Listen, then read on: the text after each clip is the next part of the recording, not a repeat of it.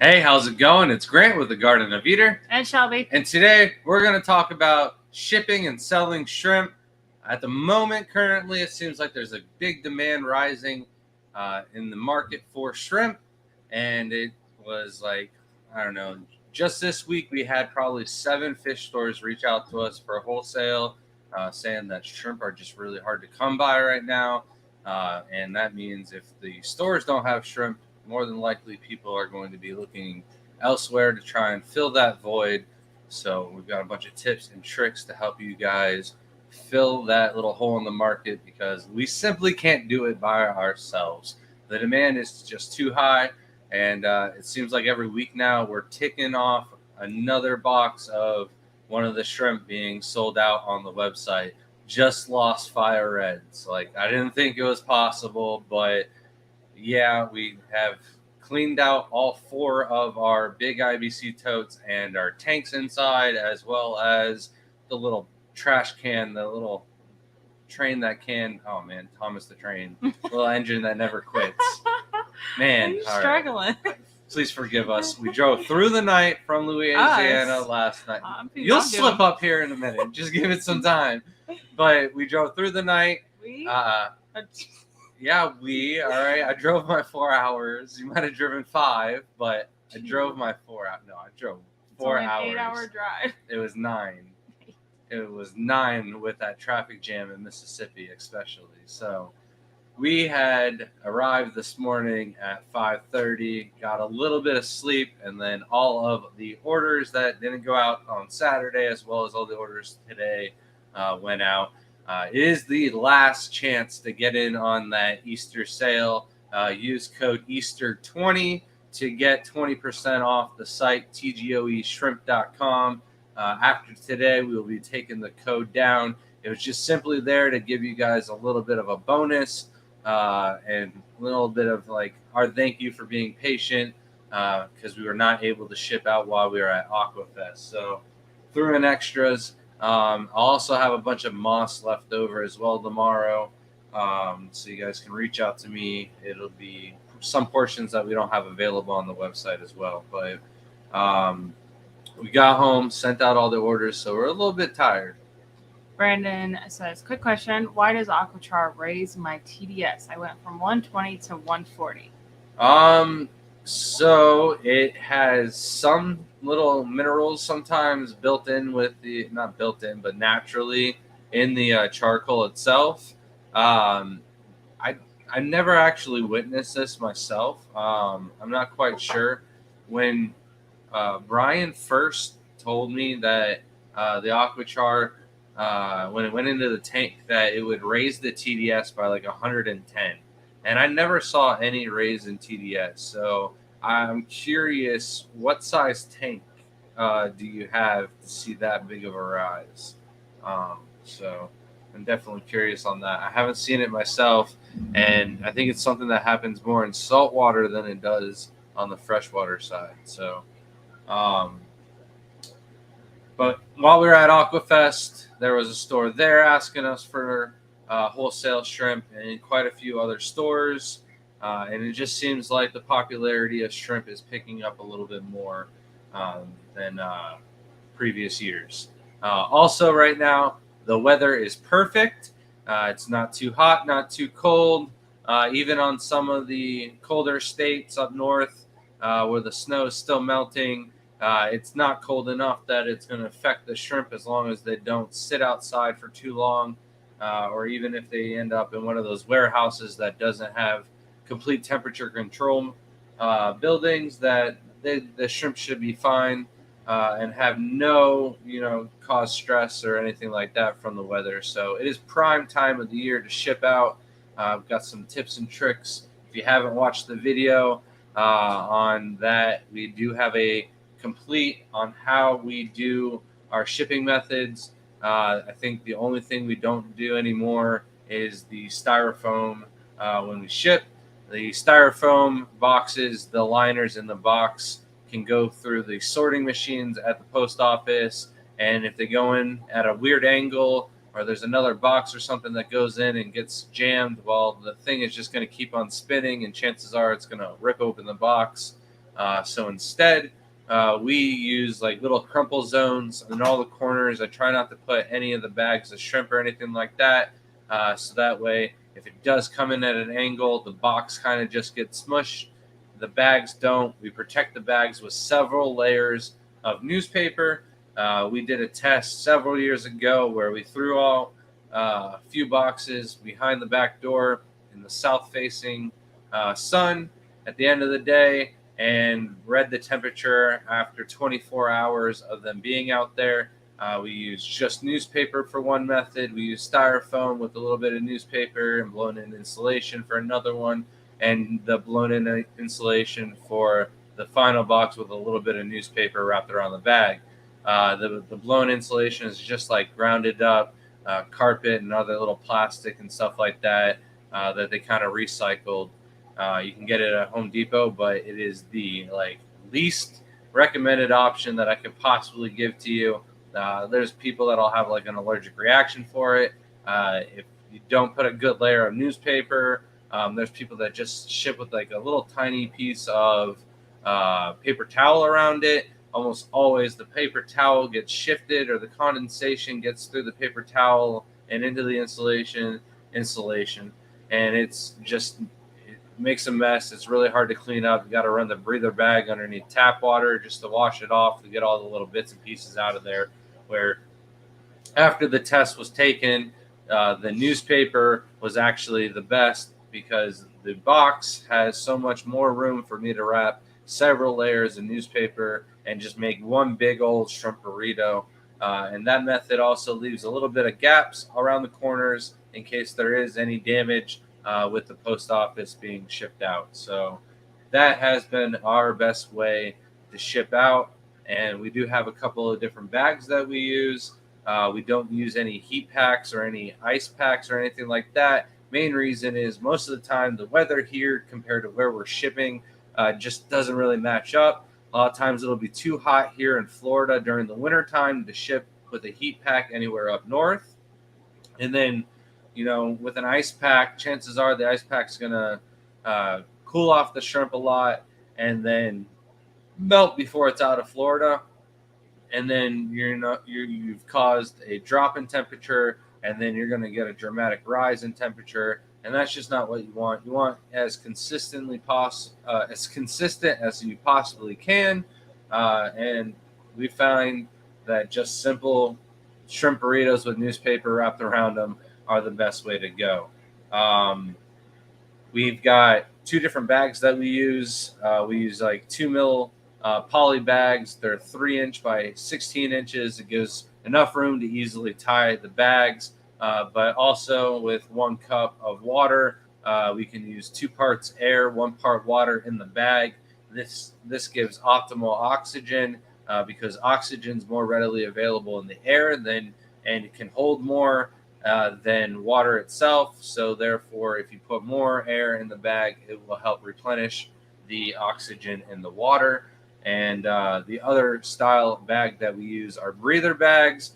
They do cost a little bit more. But the benefit of them is you can put a lot more water into the bag. So with some of the more sensitive Caridina, you could add 2 cups of water, tie off the breather bag with absolutely no air in the bag, and the breather bag still allows for oxygen to pass through the membrane of the layer in the bag that the plastic is made out of.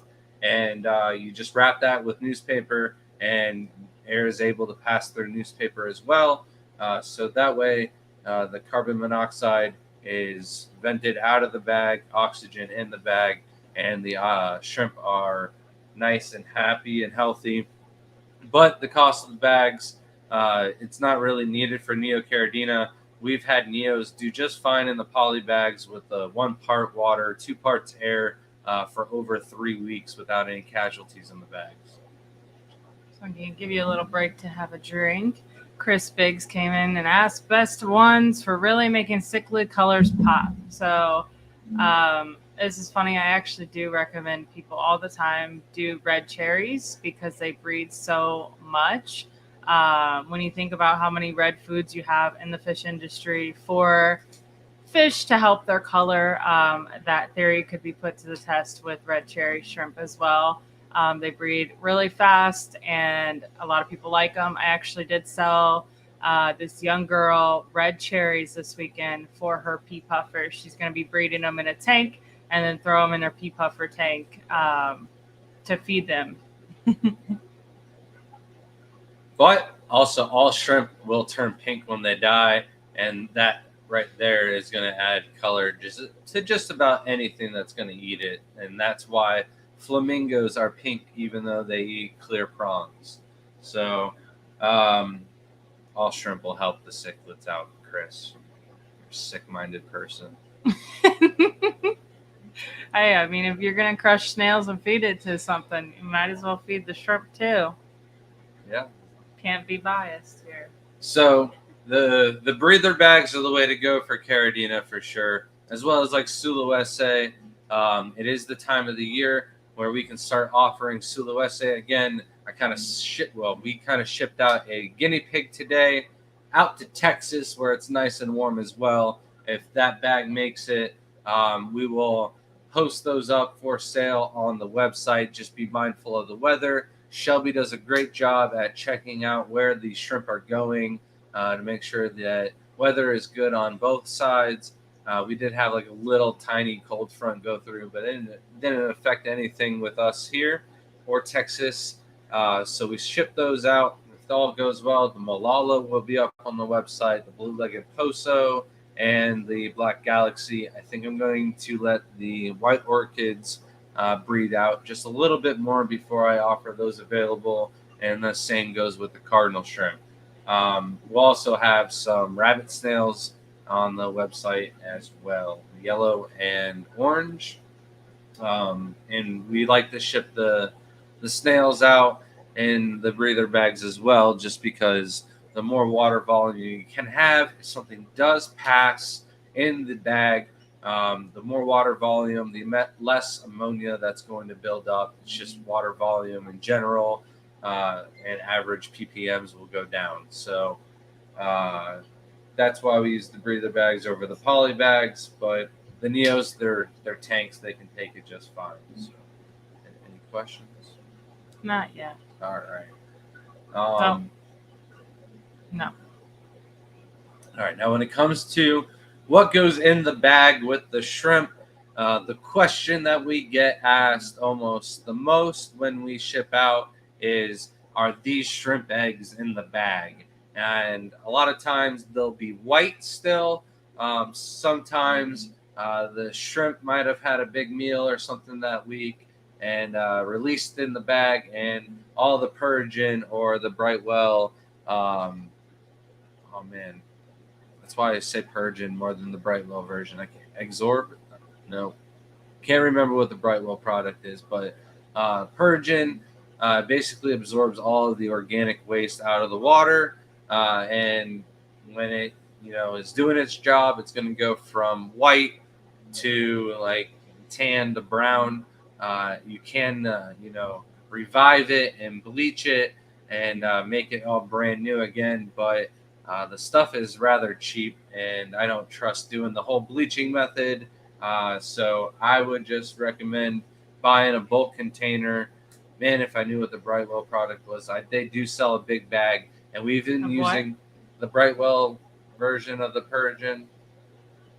I don't know, maybe my man. Argonite. Organite R. There we go. Teamwork makes the dream work.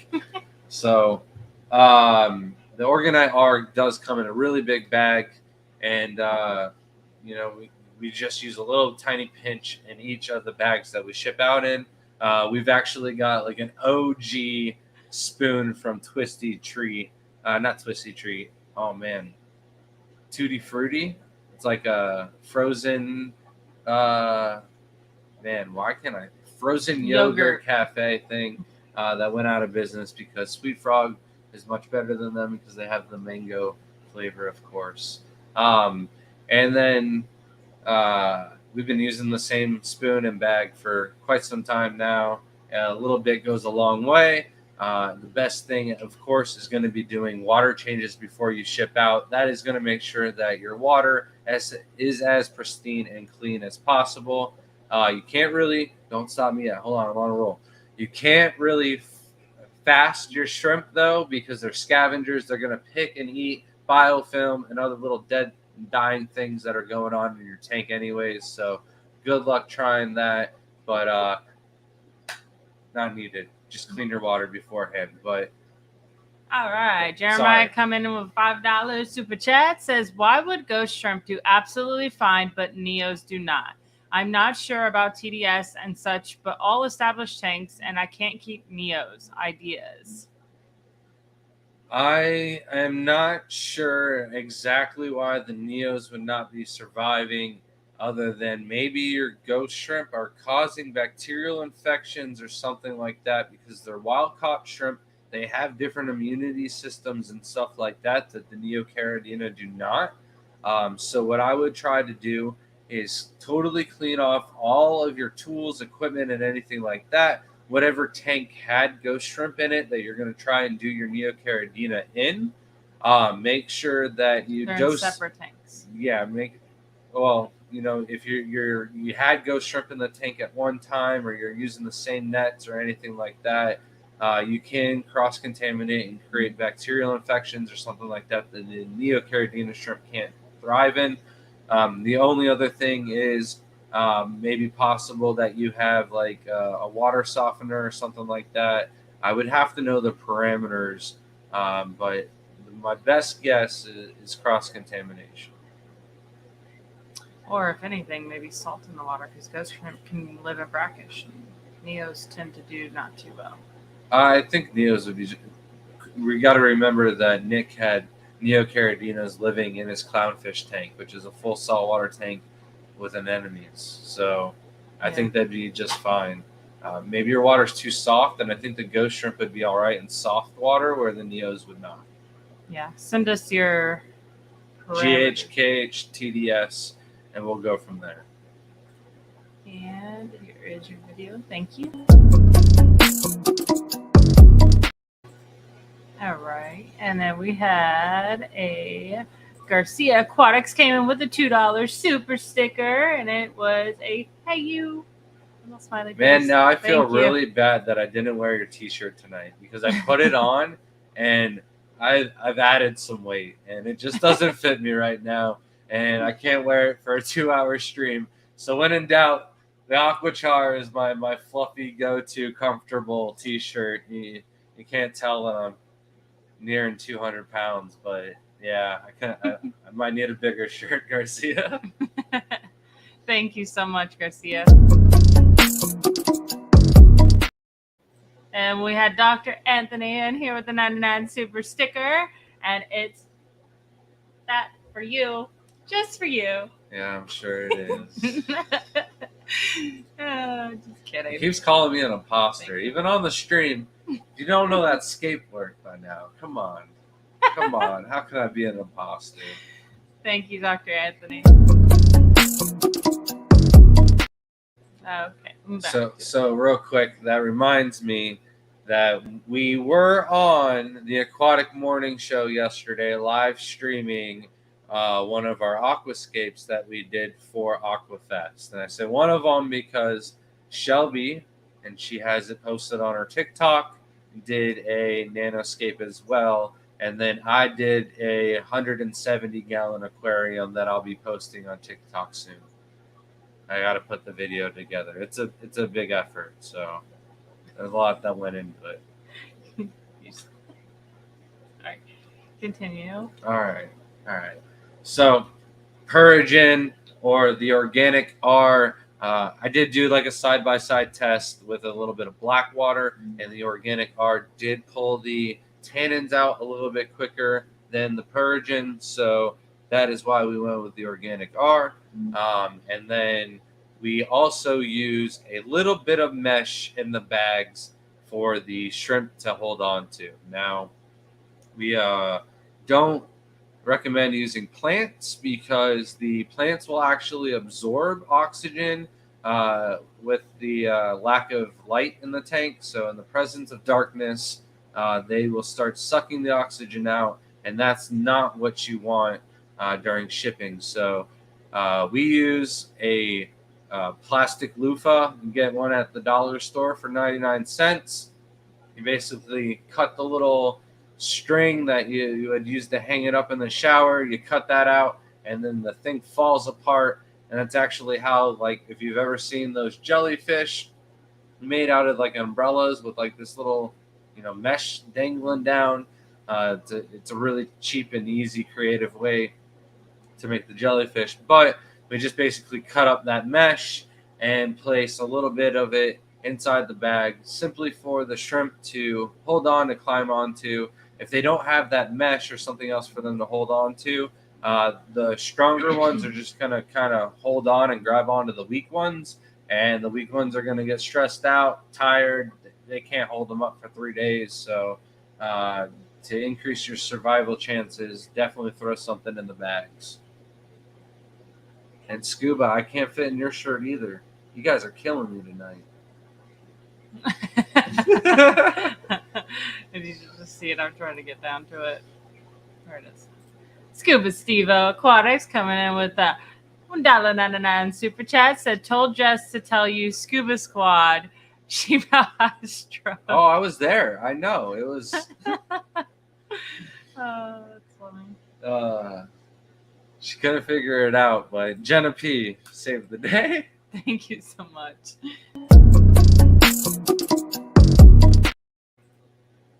But yeah, Scuba Steve, you're the backup T-shirt, and I didn't fit in that either. It's a comfortable T-shirt, but I'm getting fat. Tube Dog said, tell Grant Mardi Gras is over in LA. He can take off the mask. But continue with your point. All right, I'm trying to think. I kind of Don't think too long. ran out of time to do notes tonight, so I think that's all we got to say on shipping out shrimp. Of course, with fish, I wouldn't recommend putting the Organite R or Purigen in the bag. They do sell those like little sponges that absorb ammonia and stuff like that. You could cut one of those up and place it in the bag, but again, clean water. Do water changes right before shipping day. If you ship out on Monday, do your water changes on the weekend, and the water will be just fine throughout. What is going on? I'm sorry. Scuba Steve asked you if you need the 2X now. First of all, it was just a normal large. So a single Just the way X, he said it was pretty funny. A single X would be fine. But joke's on you when I'm going to be hitting this golf ball 360 on average. Oh, and here is, where is it? There it is. I didn't even click on it. It pulled it up. Jeremiah, thank you for the $5 super chat. Says soft water, hard water, same as TDS. Does Grant happen to have a video explaining GH and KH for us noobs? Shelby should have had that by now, but oh yeah, because my ample amount of time that I have. But no, that's something Shelby will be knocking out. But I will give you guys some chemistry for what I can comprehend of it anyways. So with GH and KH, these two things are what make up the TDS. GH is general hardness, KH is carbonate hardness, and total dissolved solids is TDS. I did that backwards, but you get the drift. So with GH, you can have as much GH in the water as you can possibly have, basically, and not really need to worry about it too much in tap water, and the shrimp are going to be just fine. However, if your KH is higher than your GH, that's generally when all of the issues happen. So the KH is going to keep your pH stable. It is kind of needed for neocaridina, or if you don't have any KH in your water, then you've got to figure out something to buffer your pH so it doesn't swing. So you could use crushed coral, limestone, or you could even use aqua soil. Neocaridina will do just fine in low pH. However, they will not do good if your pH is swinging high to low, back and forth throughout the day during the light cycle. So having some type of KH in your water with a fully inert system is got to be a necessity if you're going to breed any type of Neocaridina. So 2 to 3 kh is perfectly fine, but again, the issue is when you have a higher kh than your GH. Generally, this means you've got a water softener, and I don't know what it is exactly in your water. Again, this is probably where the doctor is going to be like rolling in his head and laughing at me and stuff like that. I'm going to say something wrong, but there's a lot of stuff in the water and a lot of different properties of the water that we do not test for. It's not, common knowledge or anything like that in the hobby. There's a lot of different unknowns that could possibly affect what is going on through the water softener that is really doing the damage. However, the best indicator for me is when your KH is higher than your GH. The only way I've ever seen that is one person had this coming out of their tap. But again, I think and this is definitely possible after being in Louisiana. The water was being softened throughout all of the tap water in the area, because almost all the water, if you go through a well, it's going to come out salty because it's right on the bayou, right next to the Gulf of Mexico in Louisiana. So it's rather salty, or the water's just full of crawfish and it just comes out slimy. No matter how much little bit of soap you put on your hands and how much you wash it off, your hands just feel very, very slimy after you get done. It never goes away. So if you have a water softener or something like that, maybe your water treatment company does, the water is being softened. If your KH is higher than your GH, that's a problem. You might have to find a new source of water or run RO water and then mix your minerals with a GH KH mineral like the salty shrimps that we saw on the website. Then the other part of the question, and I can't believe I'm remembering this with the lack of sleep, my short-term memory loss, and Shelby took away the question, but let's talk about hard water. Now, generally speaking, hard water is going to be over 200 total dissolved solids. So even here in Florida, generally speaking, everything is like liquid rock or whatever, but not really for our house. Our tap water comes out about 170 to 180, and that's not really considered hard water. The other definition of hard water is, say you fill up a tank and then you drain the tank and then it evaporates, and the sides you're going to see the little water spots. If you see water spots, you've got harder water than those that have soft enough water that don't leave the water spots. So for me, because it's like just a little bit of calcium or minerals in the water is going to leave behind any kind of residue, I do the 200 total dissolved solids on whether or not your water is hard or not. But even at 700 total dissolved solids at the Florida State Fair, our shrimp go from 170, 180 to 700, and they're there for 3 weeks, and all of the juveniles come home pregnant. So it's not really a great summer camp to send your children, but the shrimp do fine. Not a funny joke. Didn't hear it. No. Probably wasn't good enough anyways. Sorry. Thank you so much, Jeremiah and Scuba Steve. Here's the video for both. We did get someone that was very upset about us playing that too much. So, and then I just had it. I can't find the thing, but glad to hear that your shrimp and CPDs made it to you, Moose. And then they also asked if it is common for the fire red cherries to have racing stripe backs, or can you breed that out? So it is a dominant gene. So that is definitely a common thing. If you would like to breed it out, it is possible. It might take a little bit of work.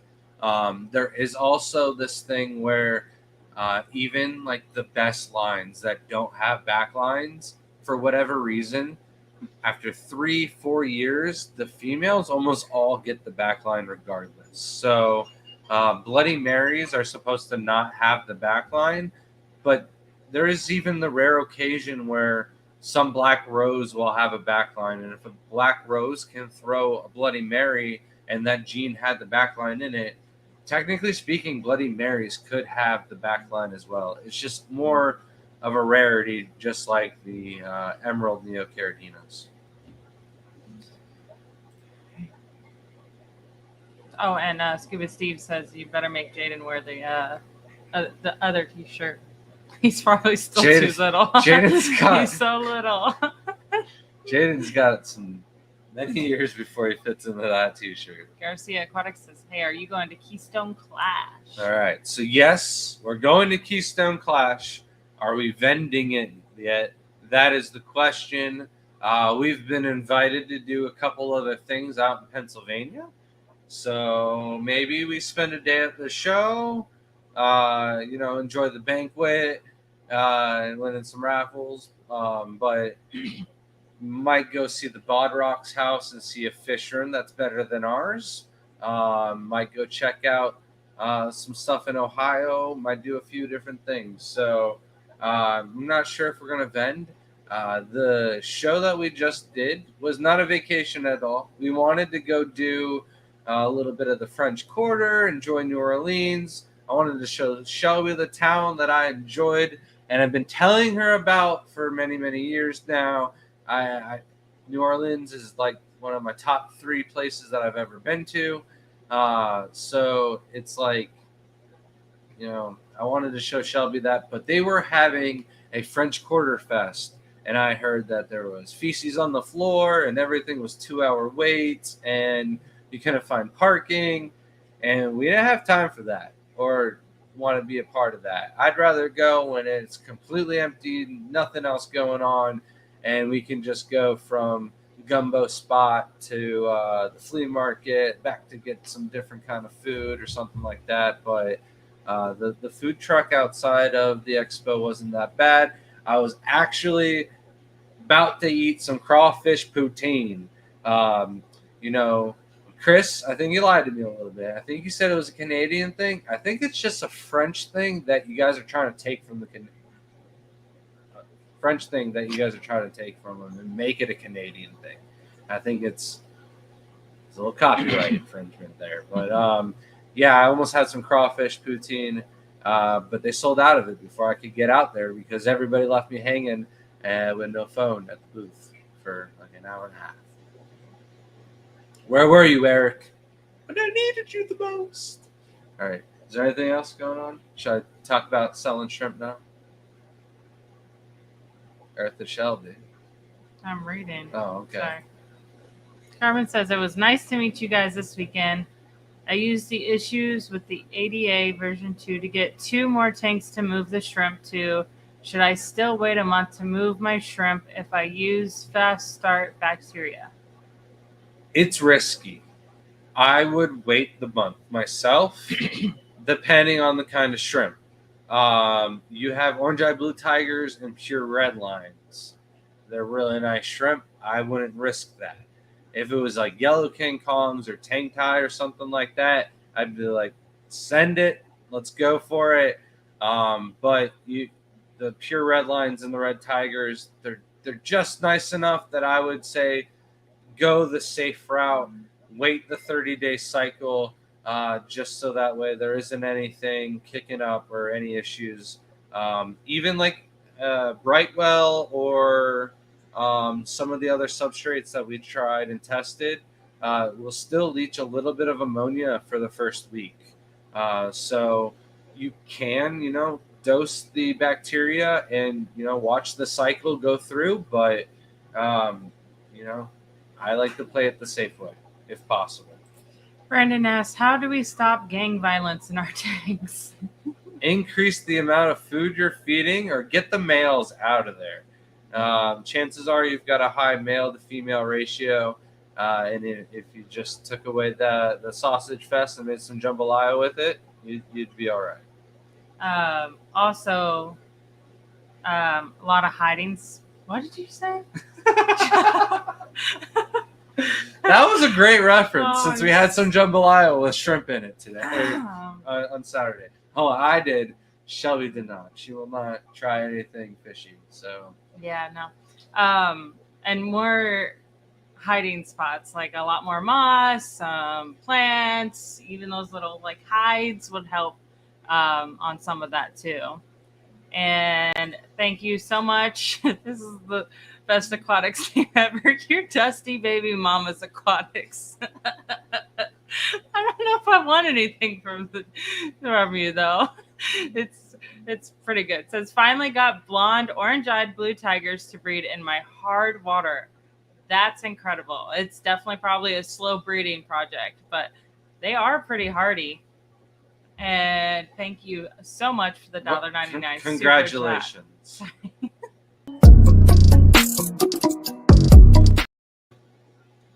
And thank you so much. Thanks, Crip, for sending this to us. I'm trying to click this. Eduardo gifted 5 memberships. So C. Stevenson, Mountain Greenery, Bunny Viper Aquatics, Ying, and Boots and Cats. Welcome to the team, and thank you so much, Eduardo.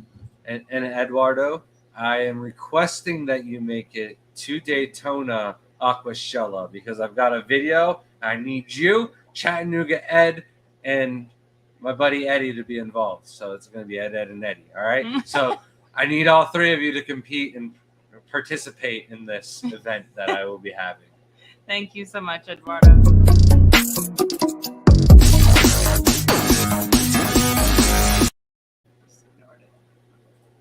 Thank you so much. And there is a welcome video for you guys once I figure that out in a minute. But anyways, back to the topic. Why go on reading? All right. So I taught you how to ship. F your jambalaya. I actually did order. It's like a pastalaya, so it's like a a knockoff brand of jambalaya, but it never came. And I was just joking, sitting there after everyone got their food for like 10 minutes. I was just like, they said, screw your jambalaya. And like a couple minutes later, because they said they'd bring it out, a couple minutes later, the waitress comes by and she's like, yeah, we can't get it to not be frozen. So we got free dessert, and I get it Cajun quesadillas, which were really good with the good sausage in it. I tried to get her to have some of the gumbo, but there was too much whack in it, and she wasn't going for it. Okay, continue. All right, so taught you how to ship out the shrimp. Maybe this is backwards. Maybe I should have told you how to sell the shrimp and then ship it, but we're going to do it backwards tonight. So now you're a professional. You know everything you need to know about shipping out the shrimp.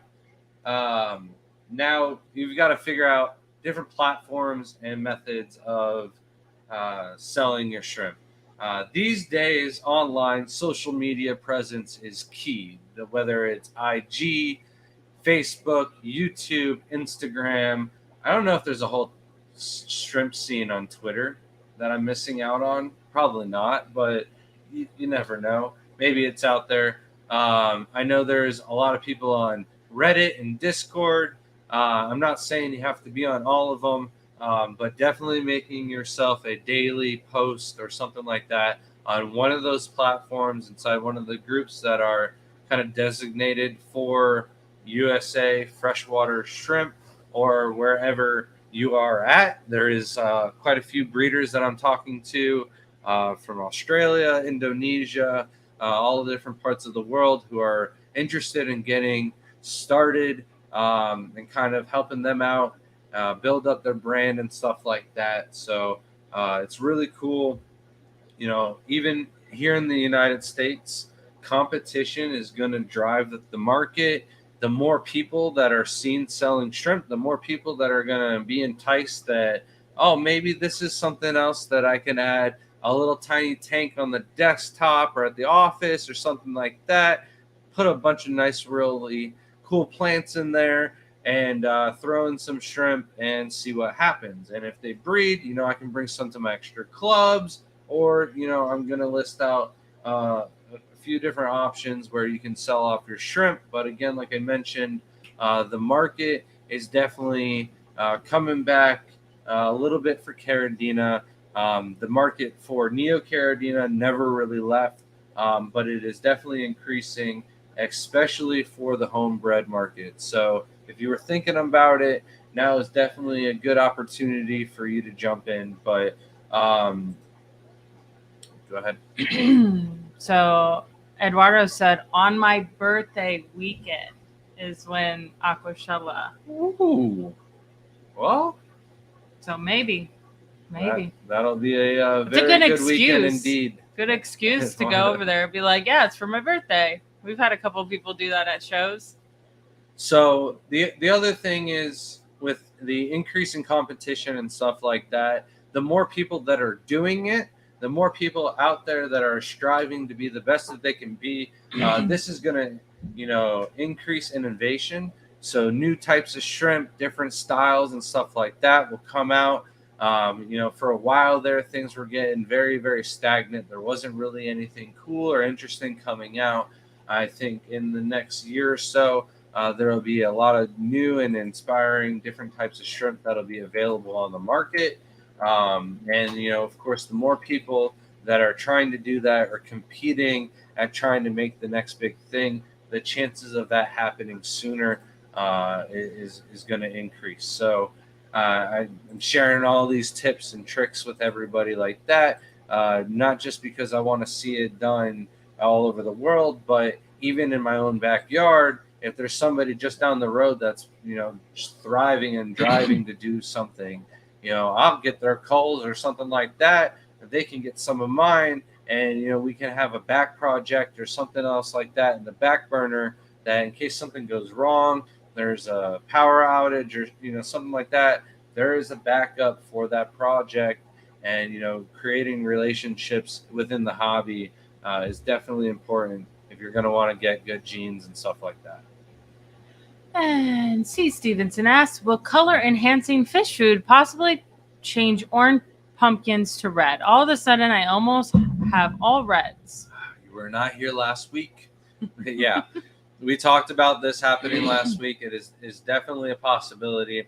Actually, me and Shelby have a tank down there where she culled a bunch of orange Neocaridina, threw them in with the Silverado endlers down there, and a lot of them have been eating the tetracolor granule pellets, and they're looking awfully red. So it's definitely a possibility for sure. We've had snowballs even turn red before, which is like unheard of, but it happens. But it's only when you're feeding the food, and then after time it'll start to fade, and then it'll be back to normal. Yeah. And Turtle Rides asked, which subspecies of shrimp do you sell the most of? Neocaridina. By far, it is the bread and butter.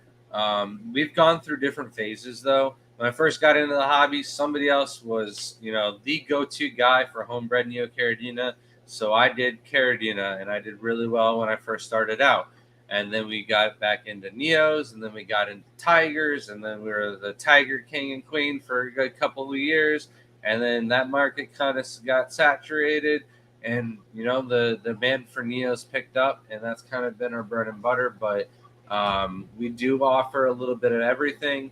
There are some things on the Caridina side that just sell so much, it's really hard to keep those in stock. So the crystal shrimp is one of those. Maybe if I bred thousands of crystal shrimp every month, that they would sell just as much as the Neocaridinas, but I just don't see the demand being nearly as high. And Abstract asks, how do you plan out your escapes for shrimp so you don't lose them and destroy your tank whenever you have to cull? So a lot of the times you need to pick one or the other.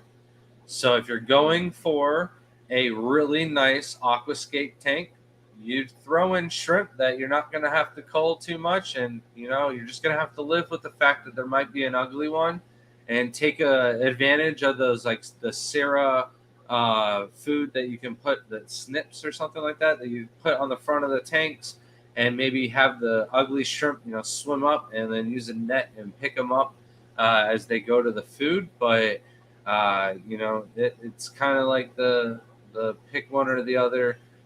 For our tanks that we have to cull heavy, I definitely don't have any kind of scape layout or anything at all. It's, substrate at 1 inch and a little bit of moss in the tank, maybe some wood or some boost if that tank got a little fancy upgrade or something like that once upon a time. But other than that, my breeding tanks have absolutely nothing that's going to cause any blocking of view or issues with catching them and removing them from the tank. Keep going. Sorry. Listen, Bray, we drove by your house probably at 2 o'clock in the morning. I said 3 a.m. Oh, and I said we'll just have to make a trip. I'm going to designate a trip to your house and just make it a day, and then maybe we'll go to LRB's afterwards or something. But first stop will be your house. All right. So the best places. Dr. Anthony said Neocaridina is a genius. He asked for subspecies. Man, that's where it got me. All right. Probably the blues or the reds. If we bred more green, I think we might sell more green, but because of the amount of culls and stuff like that, we don't really have the space to breed them out like we can the red and the blues without having any issues with the ugly ones breeding in the back. So probably the blues or the reds, maybe yellow, but. Scuba Steve, Tiger King, Joe Exotic of the shrimp game. More like Carol Baskin. They're all mine. No, just the Tangerine Tigers, Shelby. Just the Tangerine They're all Tigers. mine. Stop fooling yourself. I've been wanting him to build me just a tiger-specific rack, and we don't even have it's too rights to the difficult. purples. Those are all mine. You Those can are. just Oh, look you at bought those them on in my jealousy. birthday. I didn't for you. buy them. I made those. Yeah. Get off. They're mine. Can you All get mine. on the topic? I can You're get on terrible it. Doesn't tonight. mean I'll stay on it. So, the best places used to be Facebook to sell your shrimp. Once upon a time, you could post all the shrimp that you ever wanted to sell on a Sunday. They'd be gone by Monday morning. You ship them out by Monday afternoon, and you could take the rest of the week off to do water changes. But Zuckerberg has changed the rule. It kind of feels like a law that he placed on the whole, industry, except for corals. Somehow they haven't figured out that a coral is an animal. So Facebook is like, nah, it's a plant. They can sell it. So they're getting away just fine. But the shrimp market probably took the hardest hit out of any of them. It seemed like none of the groups really wanted to play ball or risk. It was like such a power play to try and keep the group with the most people, but then those groups just slowly died off because if you can't advertise and sell your shrimp, the enticing attractment to breeding and selling shrimp as a hobby kind of faded away for a lot of people. And the USA Freshwater Facebook group went from like 34,000 active members down to like 100 in like 2 months. Tube Dog said, do most of your, this is funny comment later, do most of your culls get sold from the culls or purebreds? I don't know why your phone autocorrected culls to a word that doesn't even exist, please. So we don't really try to breed out the culls. So for the most part, all of our ponds have a barrel that's really close by. So that way, if we don't have any orders for culls going out that day, we can just go and throw the ugly shrimp into the barrels and, go through and keep that colony as pure and high grade as possible. But if we have, no culls in that pond at all, we go to the cull pond and we clear that out. If the cull pond gets too many culls in it, we'll do like a sale on that and get rid of them as fast as possible. So most of the culls do come from the main colonies directly. There isn't a lot that are even left in the barrels right now. So Thomas said, do you keep your plants that you sell in separate tanks?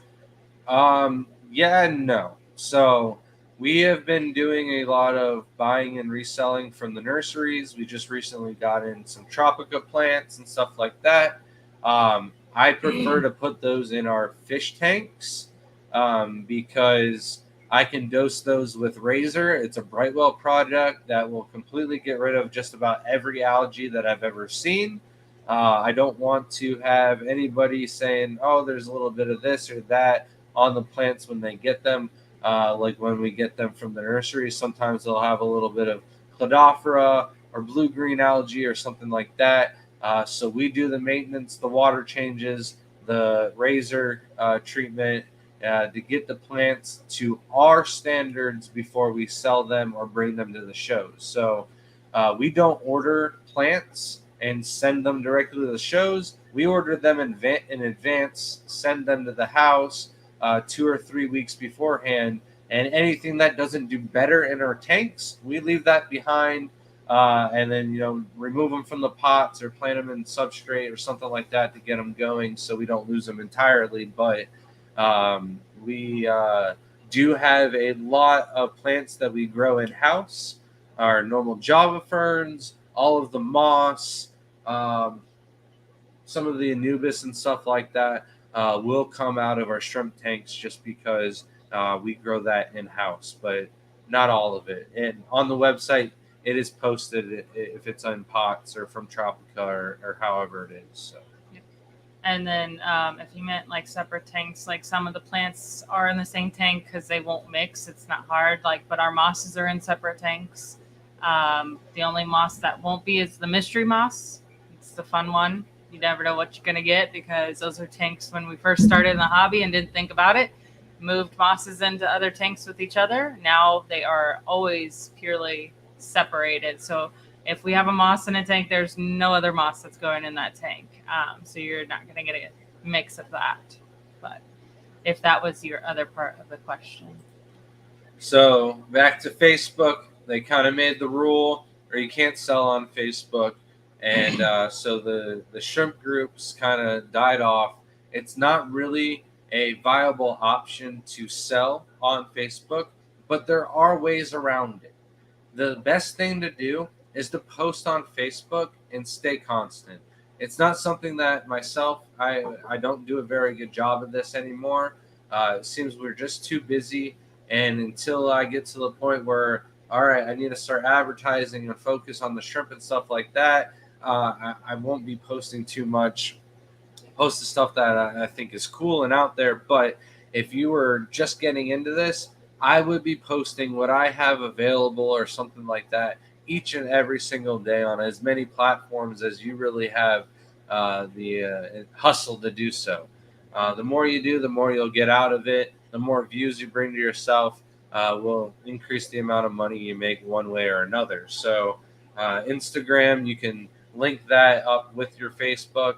It seems like you can sell a little bit on Instagram, and there's not going to be any backlash or issues on bans or anything like that. The rule is just on Facebook. So you can set up a business page on Instagram, and posting every single day is surely going to get your viewers and followers up on Instagram. When Facebook made that rule, a app came up called Band. It was probably there beforehand, but just was made popular in the shrimp hobby. It seemed like most of the groups wanted to focus more on you selling out of the Band group, and it just doesn't work that well because people are still trying to post on Facebook and not really make it a community thing on Band. And the Band app itself, the platform, it's just not the best to be a community. It's got its group chat and stuff like that, but you could walk away for an hour and come back and there's 900 messages on it. So it's just not even a viable thing to stay up with anymore unless you've got absolutely nothing going on. And then the other problem is just the way the Band front page or your wall works. You just get drowned out with so much different stuff, and it's really hard to find posts and bid on stuff like that. So I'm not too happy with the Band app. I've talked with quite a few other people that just don't like it as well. It's not the answer until something like Facebook comes out in the future, I just don't see the shrimp hobby getting back to the full bust of what it used to be, with people trying to make new innovative stuff and crossbreed different types of Caridina and worry about the next big thing. However, with the fish community through different club events and YouTube and different kinds of circles and stuff like that, neocaradinas are a big stable in different kind of rainbow fish communities and planted communities and stuff like that, that the demand is always going to be there for most of the neocaridina shrimp. Snowballs are kind of like a hit or miss depending on the season, but you also get a good amount of people that want tiger shrimp, just simply because they can keep those with your neocaridina shrimp and neocaridina parameters, and they won't crossbreed. So I think there's always going to be a demand for that, as well as the crystal shrimp, or as a lot of people are calling them at Aquafest, the candy shrimp or candy canes. Those are just like one of the first shrimp that people see. They've got a lot of color. They look really cool. You think they're a saltwater shrimp. You find out they're freshwater. Then everybody thinks that you can have them. In reality, you need softer water. You need some type of aqua soil to keep the pH down, and you got to use special minerals with the RO water. And it's a lot more work than, say, tiger shrimp and your neocaridina. So. Turtle Ride said, I have a 20-gallon long currently doing a fishless cycle. Once cycle is done, I was told I should buy some schooling fish to season the tank for 6 months before adding and breeding shrimp. Any thoughts to that? I wouldn't do it for that long. The longer that you cycle a tank, the better off the shrimp are going to be. But generally speaking, if you're just going to start with 20 to 40 shrimp, we recommend 1 to 2 shrimp per gallon. So a 20-gallon long, you start off with, say, 2 dozen shrimp. After 30 days, that 20-gallon long is going to have enough biofilm to properly establish, a good food source for them. And it's going to be able to replenish behind it and, get ahead of the shrimp in the tank before they start breeding. So 6 months, 2 dozen shrimp aren't going to breed 1,000 shrimp by that 6-month period. So, without the fish, after 6 months, you're going to have pretty much the same result, only you'll have more shrimp than, with the fish in it. Bunny Viper said, so Neos need hard water and Caradinas need soft. Is that right? And do you sell Caradinas? So it's not that the Neos need hard water.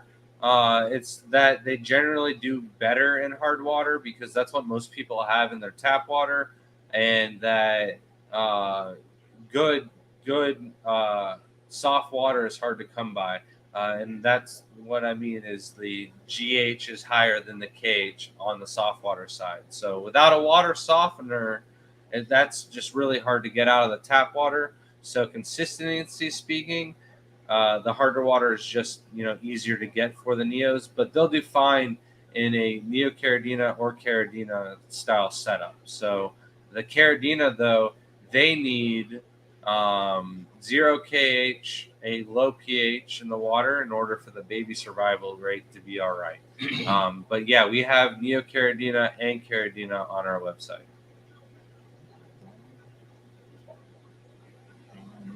Anything else? Not yet. Let's.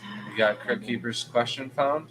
No, that's what I was looking for. All right. But I don't know if it's just I didn't read it or wasn't ready yet. Okay. I'll find it eventually. So. So what?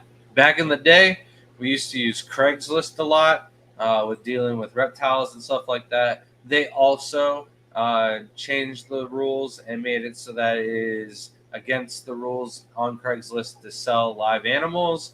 However, everybody just came up with the rehoming. Instead of selling, there's a rehoming fee, and Craigslist hasn't been, on the ban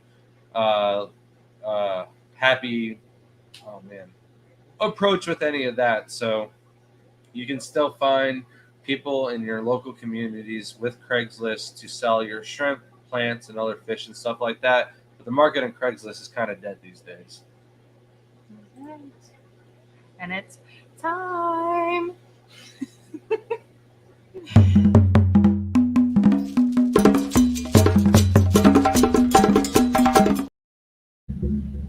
And I'm slow. How you doing, guys? Hey. Doing all right. How about yourself, man? Oh, I'm doing great. Been a real busy week for me. I don't know what happened, but I can hear you so much better this week.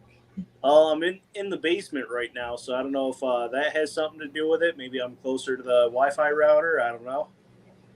Maybe. So I've got the new rack all set up finally.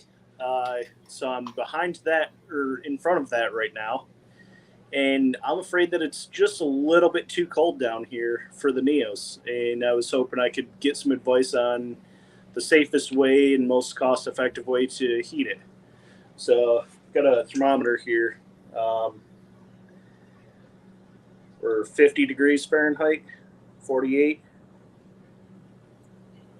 All right. So I've got a couple of suggestions for you. Okay.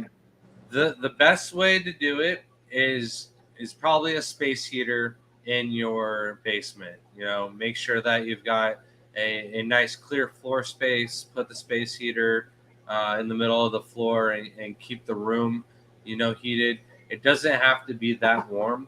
Even at 50 degrees, the shrimp are going to be fine in that. They're not going to be, having any issues or anything like that. Right. You've got to think about cost, effect, and stuff like that. So if it only costs you, say, an extra $20 a week or something to run that space heater a couple hours, at nighttime or something like that to keep the room at a nice temperature for the shrimp, if that keeps them breeding throughout the winter time, and you can make at least $20 a week or $40 a week off the rack, you got to really see how much you're bringing in compared to the cost of the space heater. I've never used this heater, so I don't know how much that would raise your electric bill. I can't recommend one. I know Bill Shields uses a kerosene heater, but without an exhaust, I think that's like kind of toxic to the fumes. Would be a little bit deadly to you, maybe the shrimp down in the basement. So the space heater might be your way to go. Us Floridians, we don't have to heat the house very much, so I'm not an expert in that area, but I think one year we ran a space heater in the garage for the reptiles at Shelby's house when we were staying on Waterfall. But we also got to consider the fact that if you're setting up the tank now, you're going to let it cycle for like another 30 days, right? Yep. So in 30 days, is it going to still be this cold down in your basement? Is this like a year-round temperature, do you think? Or No, it should raise another 10 to 15 degrees down here if I had to guess. I've never actually tested it, but it's starting to warm up outside now, so I would imagine that temperature would go up, and you wouldn't really have to worry about anything this year until, say, November, December at the end, when the fall is really kind of coming to winter. So okay. That's how I would be, looking at it. But like, I wouldn't worry about heating it under unless the temperature dropped below 65. Okay.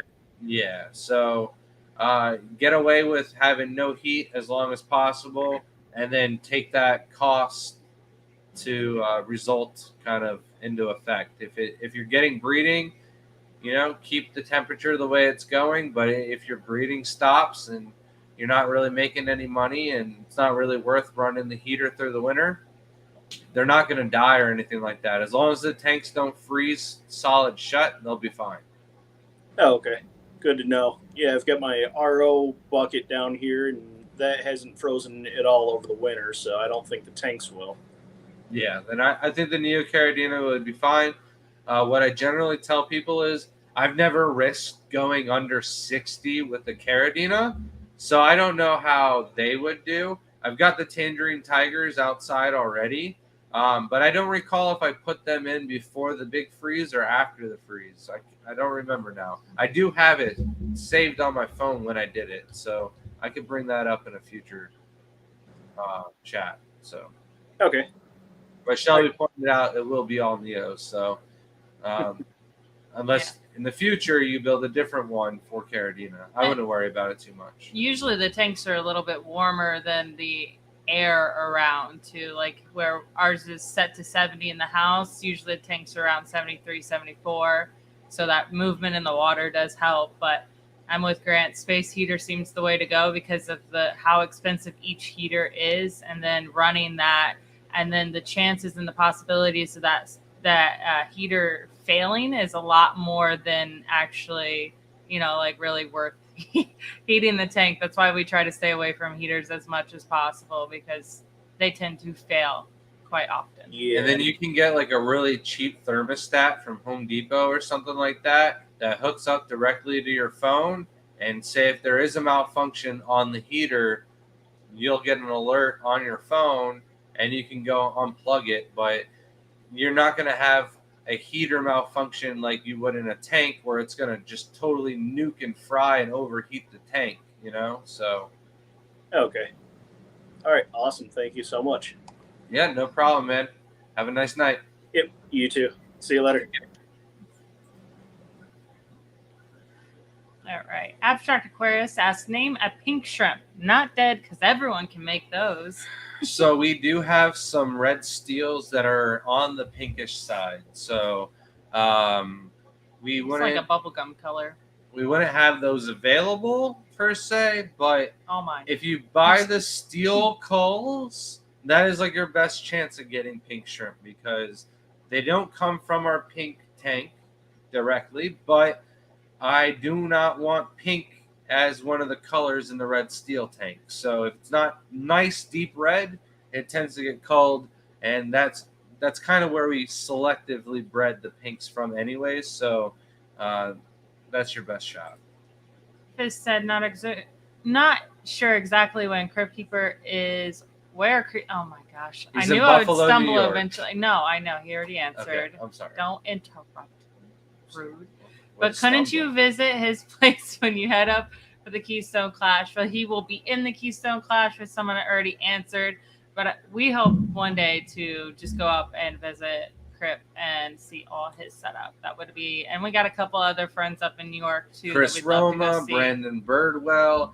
Man, Crypt Keeper, you are like 4 years away from just getting like the creme de la creme, holy grail of shrimp for just free. If you only just got in here a little bit sooner, I could have been like, go grab Brandon's shrimp before it all evaporates. I don't know who he gave it to, but it didn't evaporate. Don't worry. And the guy who always gives us the crazy crossbreeds, what's his name? We went to his house. He lives in New York too. He took us around in New York to New York City. Ray Haas, but There he's we not go. in I know. Buffalo. Yeah, no. He's actually in Jersey now. Oh. So 8-Bit Cuba says where you get your shipping supplies in bulk. All right, so tape, Amazon. It's lame, but yeah, the newspaper we get from. I got a couple of different people who bring us a few bags of their old newspaper and stuff like that. The breather bags we do get from Amazon as well. Or no, I get those from eBay. I'm pretty sure we order those off at eBay, but it's like apkqg.com is also where you can buy the bags directly from. It's just easier for me to search cordon bags on eBay, and there's pop-up. It's not a direct copy of the cordon bags, but they're just as good. So it's what we like to use rather than the lifelong bags. And then we get the mesh. We'll be at the dollar store or just somewhere, and we'll see like a bulk bag of those loofahs, the plastic loofahs, and we'll buy those. The boxes we get from the USPS. They are the free flat rate boxes, so we don't have to pay for those. and then we order enough product around for different things, as well as like just normal household stuff. And we save any of the boxes that would be rather good, so we kind of recycle that. So what else am I missing, Shelby? The poly bags, did you say that? Oh, From our co-op? yeah. So we have a store here in Florida There's co-ops everywhere. that it's a co-op of all the Florida farmers for the fish farms, and we're able to buy from them, and they have a really good deal on the poly bags. So and then the organic we just got that big bag off of Amazon as well. Rubber bands. Where have we been buying those? Rubber really bands cheap? from the co-op also. Yeah, that's been really good. I haven't found like a good link for rubber bands on Amazon. I wish I did, or else I'd share that with you guys. So. You could also use Uline. They're pretty good. It's just we haven't looked into it enough to actually use it. Just because if we were to do different boxes, I would probably start with Uline and just make one big shipment. It would probably save us cost efficient. But because we get our boxes from USPS, that saves us money there. It's already built into the label. It saves us so much time. We don't have to weigh the boxes. We've been using it for long enough that we know what can fit in each one of the boxes. So it's definitely convenient and easy for us. Maybe we'll change it up in the future, but right now it's just so easy. Yeah. And it's not too expensive to ship the way we do. Now, if you're fishing or shipping fish, it could be a little bit different in what you want to do and how you get your styrofoam if you want to do that. They got pre-made. Uline does that. There's an Amazon shop that also does that. So there's a lot of different outlets you could look into for buying in bulk, which will save you a little bit of money. So it depends on which way you're going. Passing Wind said, if you're going down to Daytona, you might want to check out what is being launched at NASA, because if you get a chance to see a launch in person, you'll be most impressed. I have seen so many living in Florida. So that's what we would definitely nighttime do ones are the coolest for sure. I just don't know if we'll have the kids with us in Daytona. Aquashella is a triple threat for us, because we do the aquascaping, we do the shrimp contest, and we usually have a booth as well. And then like quadruple threat, because we participate a little bit with the YouTube. So we're stretched in enough directions that I think it's okay to take parent off the plate just a little bit, just a little. Usually they come out. My parents usually bring them for a day at the show if it's somewhere in Florida.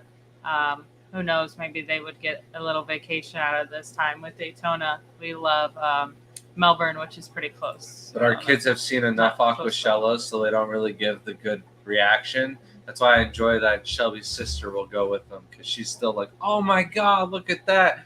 Where the kids have seen it 10 times this year. Yeah. They just want more stuffed animals. Someone had cats at one of them, and they just wouldn't get away from the cat cage. I couldn't believe it. It was custom cages. Yeah. Oh, it was? Yeah. Tell them not to bring any more again. Lady R said, preferences for Blue Diamond or Blue Neo, Blue Dream Neos. Pros and cons out to each color would be greatly appreciated. All right. So I would go with Blue Diamonds just because they're less work. That's why they're the $1 more in price.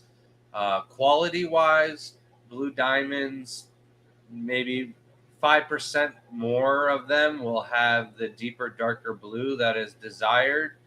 Some of them will be so dark that they are black, but for every black Blue Diamond, there is, a red Blue Dream, or a, velvet or jelly, or, a very low-grade Blue Dream. They both throw Rillies. But in the end, the Blue Dreams are going to have 40% culls, where the Blue Diamonds only have like 10% culls. So I would go with the Blue Diamonds, but they're both very easy to breed. But if you like red and blue to breed in the same tank, you can do the Blue Dreams. So that's kind of the pro to having the Blue Dream. Yeah, so with Blue Diamond, I have noticed that some people don't like the darker blue diamonds just because sometimes they get too dark and you can't see them as well. But on the positive side for that, I do love seeing like carbon lilies come out of them. Those are really, really neat.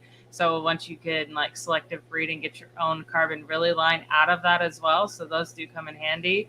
But Blue Dream, I think overall a really beautiful, like lighter blue. So if you had like a lighter substrate and you want to see them pop a little bit more, I'd like Blue Dreams for me.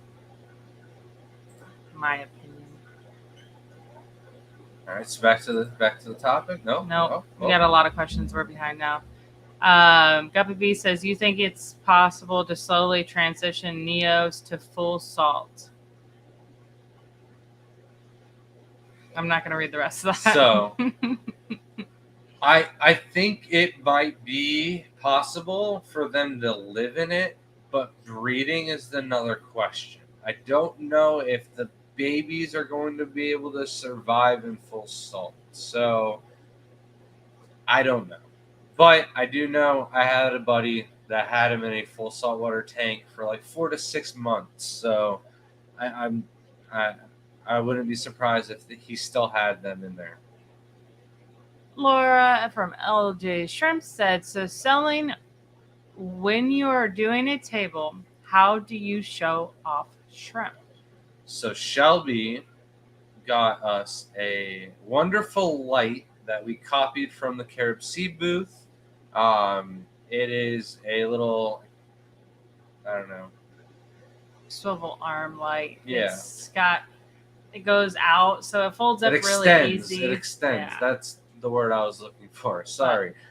It's very bright and it clamps on to tables.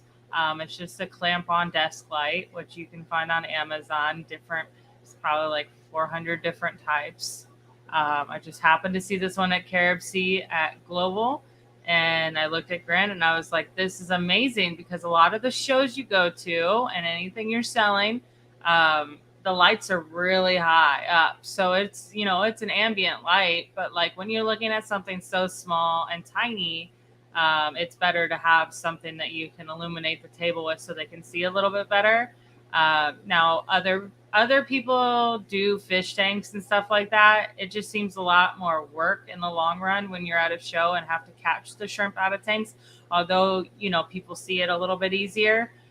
We pre-bag ours and write the name and put the price on it just because it makes it a lot easier. You can still see the shrimp in the bag and they're ready to go. There's less work for us, less waiting for you to just grab and go, make it convenient as possible. That's what you do when you walk into a store. You don't have the beans in one section, a can in the other section, and have to put them together, it's just not, try to make it easy for people, make sure the price is legible, and you'll do really well at a table.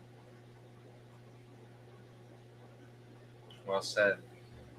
We also have little tiny P&W tanks from Harley that we set up at this last show, so you can see some of the shrimp in a tank, but nothing They're really 1 gallon.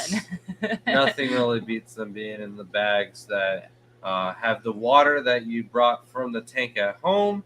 You're not having to prep them and stress them out with new water from a show or something like that, and then they're going to be stressed out by going into the new water in your tank. So I think that is a big key why our shrimp have more success for people than others. And another question. Jeremiah says, you think buying culls would be better before I try the better breeds? I'm going to try to figure out this KH thing out. Thank you too for the help. Here's my only issue when buying culls. Especially for Neocaridina, a cull is going to probably 70% of the time for Neocaridina be male. They're less colorful in the first place. Take a fire red cherries, for example. It is very, very rare for you to get a really nice fire red cherry. However, 80% of fire red cherry females will be almost painted. They're so nice. Almost impossible to get a painted fire red cherry. So just for that reason, you are going to get probably 7-3, if not higher ratio of males when buying culls, because another thing is you want to cull as many males out as you possibly can, because you do not want a heavy male to female ratio. So when I cull my red steels, for instance, or blue steels or anything like that, really all the steel culls that we sell are mostly the males, so that way, the females aren't as stressed out when they're trying to breed. So I would not look into getting culls if breeding was my main goal. I would use culls if I wanted to test the waters and see if they survive. But if you don't have an issue with them surviving, or breeding isn't going to happen. So Goodness gracious. First of all, he asked me. I'm sorry. So I'm glad you answered for me. Second of all, he is trying to figure out the KH thing. So you could potentially do culls first, but the problem is getting all of those culls out would be a problem in the long run if you want to do better breeding. So what I would do is suggest cycling the tank and figuring the KH before getting anything. If you feel there's a problem with your KH, just fix the water first instead of buying anything, because even culls, I mean, they are a little bit cheaper, but not much cheaper, and getting them out would be a little bit difficult. And then you would tarnish your line if you're trying to breed for quality later, because there's always going to be that one clear one you didn't see. Trust me, we have seen Stardust where we could not get out of the tanks, and I mean hundreds of babies, and you'll miss one little baby and it will ruin your breeding in the future. So, and not ruin it, but make you have more work in the long run. So hopefully that helps out. I would just work on the tank first. And MTS, haven't seen you in a while. Welcome in. Says, I've been busy, and said, but I got all Aquion's frameless cubes 1, 3, 6, 14, 35, and 60. That's so cool. Got all the collection. Very nice. That's pretty cool. And says, now you gotta work on the next brand. Can I use distilled instead of RO? That is another video that Shelby would like to do. So for the most part, all of the distilled water that has been tested by customers that have tried to use it has come back less than 8, except for one came back at 32. I don't know the brand or anything like that. I also don't know if they were properly checking or cleaning their TDS pens with RO water. If you're testing tap water or something like that is ridiculously liquid, rock or something like that, high in TDS, and then you go to test RO water or something like that, you're going to have a little bit of higher reading for a little bit. So you definitely want to take it from 700 TDS, rinse it in some RO water, make sure the probe doesn't have any residue on it before you go and check.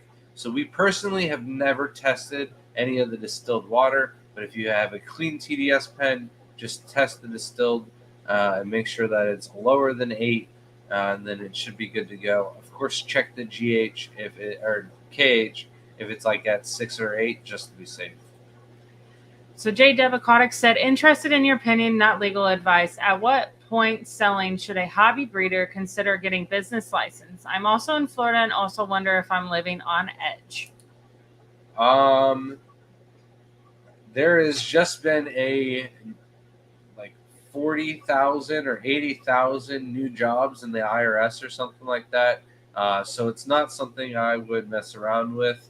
I don't know where you're selling out of or what you're using to sell, but I think anything over $400 or $500, you're going to have to claim taxes on it one way or another. So there is the PayPal will send you like a 1099 at the end of the year, and then you can hand that to your accountant and file for that.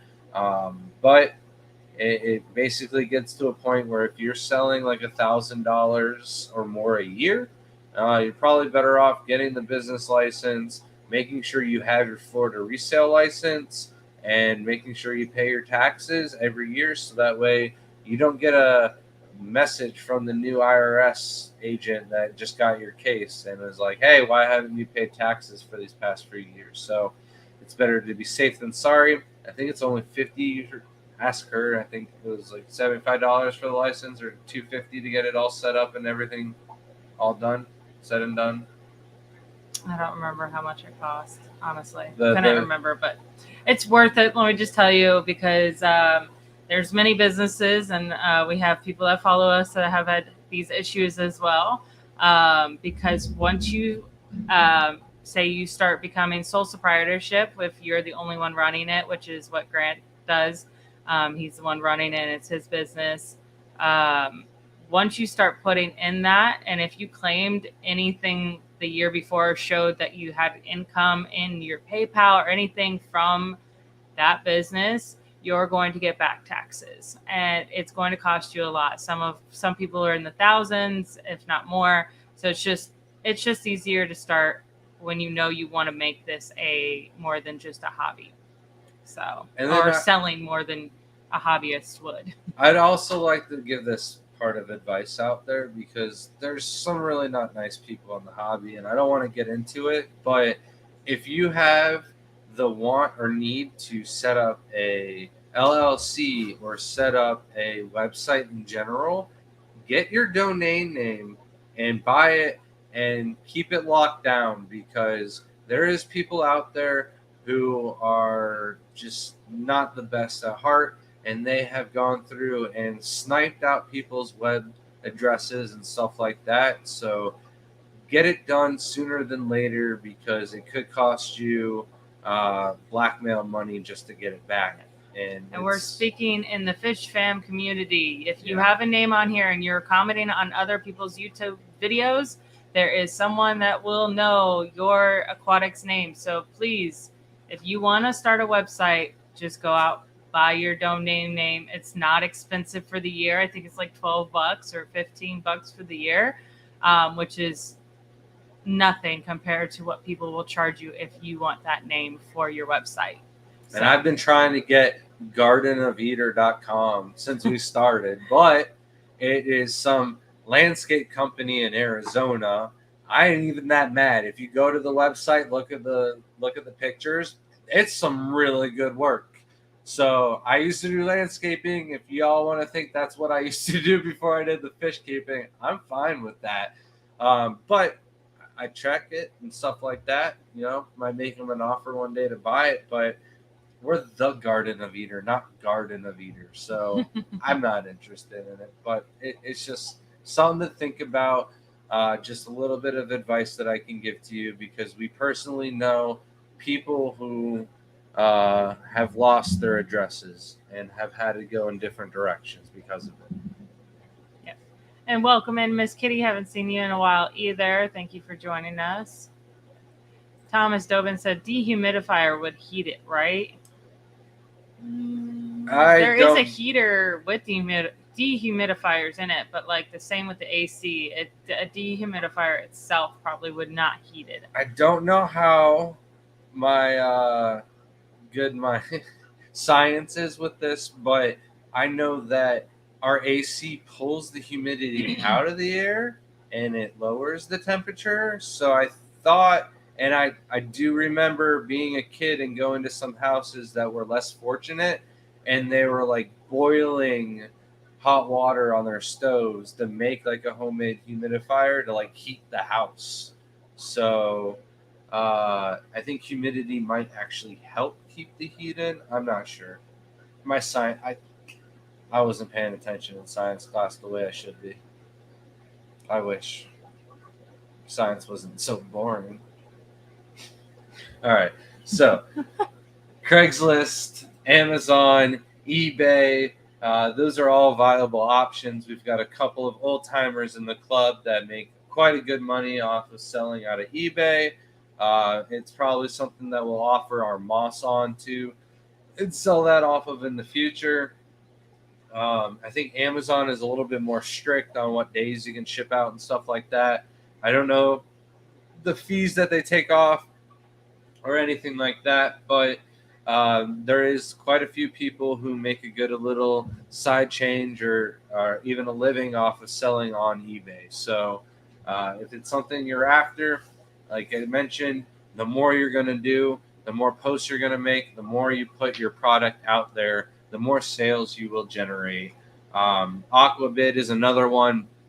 It's like an eBay just for aquatics, and they do have like a buy now option and stuff like that, but it's not as popular as probably it should be, and that is why there is another company out there that is making the ranks and just joined in, and that is Vivi.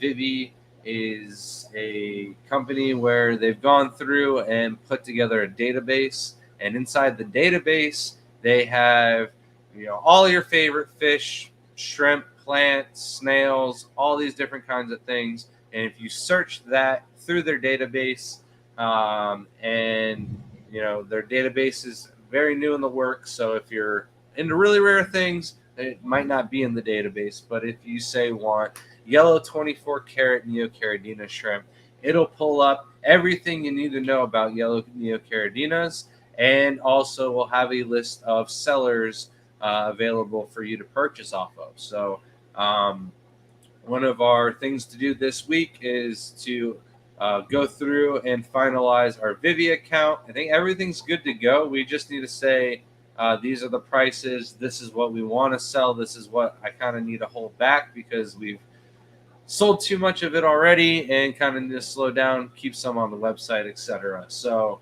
it is spending a lot of money on advertising and stuff like that, so it should be like further up in the Google searches, and it is one of the newer options, and not a lot of people are on the platform. So if you get started on it now, you'll be ahead of the pack and have maybe a better reputation on it, and have more recorded sales and stuff like that. So you could do a lot better on Vivi if you get on the train now. What do you got going on? No, that I'm not going to address it on the live stream. All it's right. just Scuba's comment, and I just said no. QJF Aquatics said, so what is that? What is it that is in KH that harms the caridina? A mineral? What is KH? So KH is carbonate hardness. So the best way to raise your KH is to dump a bunch of baking soda in your water. Not a lot of it, but just a little bit can raise your KH quite a bit. So KH itself isn't really harmful to caridinas. However, the KH is going to help stabilize your KH, your KH is going to try and stabilize your pH. So if you have a really low pH and you have KH in the water, it is going to try and neutralize your pH. So if you have aqua substrate or something like that, it is going to be really good at lowering the pH of your water. However, if you've got 1 or 2 kH parts per million in your water, it is going to be fighting the buffering capability of the soil. So your soil might win the battle for 2, 3, maybe 6 months, right? But eventually that KH is going to exhaust your soil, and your water will not be able to produce the low pH that the caridina shrimp need to thrive, survive, and produce babies and have a high baby survival rate. So the KH with the aqua soil is a no-go. You want to have absolutely 0 KH in the water, GH only minerals, and by having the GH minerals, that is everything that the shrimp need to molt and grow and thrive in the water, so that way they can produce the next generation. You're really good at explaining things, but I feel like it's so long. Sorry. I have time to go and condense it down to a nice little poem for you. I'm not AI. Not yet, Shelby. I need the implant. I signed up, though. Oh, AI is Hook me terrible. up, Elon. I looked up freshwater fish. What was it? I tried doing something through AI, and it brought up the funniest thing. But welcome in, Lady Diane. So glad you could join us for a live. Counting down the days until I see you in August. He's gonna leave me for Lady Diane. No. Passing wind. Do you have to treat the plastic loofahs you get out of the dollar store in some way? We do rinse them. For whatever reason, maybe it's in my head. I don't know, but I think there's just like some kind of like soap scent to them. But like, I don't know if there's no like suds or anything that comes off of it. I just do it as a precaution. A little bit of hot water straight out the tap. So Carvin said, when you receive anything from TGOE, be ready to spend 20 minutes unpacking. It is really the best packing I've ever seen, and I do appreciate all the care. I think it's funny because there is someone that did a they did an unboxing video for YouTube, and it was painstakingly hurting me watching it because it took so long. They didn't like edit the video of They how had long. one hand filming and one hand trying to Unwrap. unwrap. And they're like, okay, we got to dig in close to it. They must And then never we're seen laughing one. because we know they're only 3 layers into the 40-layer burrito. And and it's not just one video either. It is several. So Usually. those that have That's never great. watched the video and tried to do their own, you can tell. They're not prepared. It's great. I love it every time too. Or they just forgot. I can understand the excitement of getting a video or getting a box of shrimp and just hurrying to get it done. Yeah, the burrito has gotten some people. So I don't know if anyone saw this. Johnny Dan's Fish says they use TSK for boxes for buying in bulk. So it's a good one. But mosquitoes, it's that time of the year. Did you have anything else to say while I'm trying to read? No, the list is completely taken care of. All I right. don't have I just anything need to else to catch say. up. I figured chat would fill us in for the rest of the night. We've got 23 minutes, and I was not planning on going a second over because I know it hasn't played an effect on me yet, but I feel like as soon as I can see it nearing the final marker, I'm going to get super sleepy. I didn't get a nap. There was a huge car crash on Deltona and Northcliffe, and I'm watching the kids outside, and there's not just like 1 or 2 cars. There's like 7 cars that are just constantly flying down the road at a time. And I'm like, all right, I got to get the kids out of there. So I walked Caleb up halfway up the road, and then he started talking to the neighbors. So, but I kind of let the kids play out there anymore. And I saw the crash when I went to the dollar store. So. Man, we when we were on our way back home from Louisiana, I kid you not, there was probably about 9 crashes within a few mile radius on either side of the roads. That I think every single cop in Louisiana was in No, it was Mississippi. Yeah. On the highway, and then you couldn't get off on the exits. Like they were still looking for someone. It was absolutely horrendous. How many? Like I've never seen that. It was. And guess who had to use the bathroom? Really bad. This one. Usually the most inconvenient time, so we had to wait for a while. But it was a crazy. Then right after that, like we made it past it. We're ready to go. It's only been like maybe 30, 40 minutes right after that. Someone's tire comes off their trailer, hits our window really hard, wakes Grant up, and he's like, what did you hit this time? And I'm like, hey, I think it was his tire. Like, it's just sparking everywhere and, like, going crazy. It kind of looked like a bird because it's a smaller tire, and it hit. Once again, I'm sleeping, and I thought she hit another coyote. Oh, man. I think Same noise, and I swore something hit underneath me because I'm sleeping, and it hit hard. I'm surprised it didn't break our window or crack it at all. Oh, I didn't see this.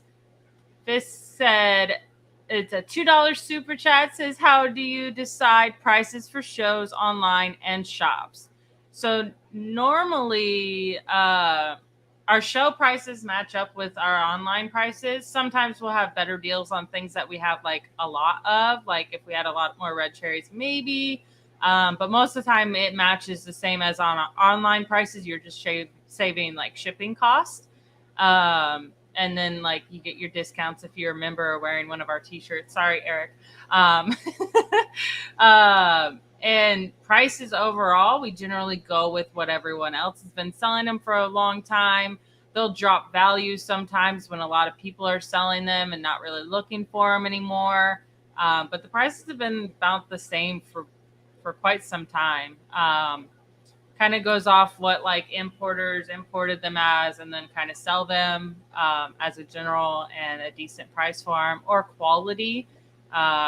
If we know it's something that's really good quality, it might be a little bit more money than someone else that's importing. So, but even the extras, we throw 2 or 3 shrimp in a bag per 10 for everybody that gets shipped out. It's the exact same when we go to the shows. We throw the same amount of extras just in case something happens. But thank you so much for the $2 super chat. All right, and then Passing Wind was like snipe me his name for his passingwind.com. That's a pretty good one.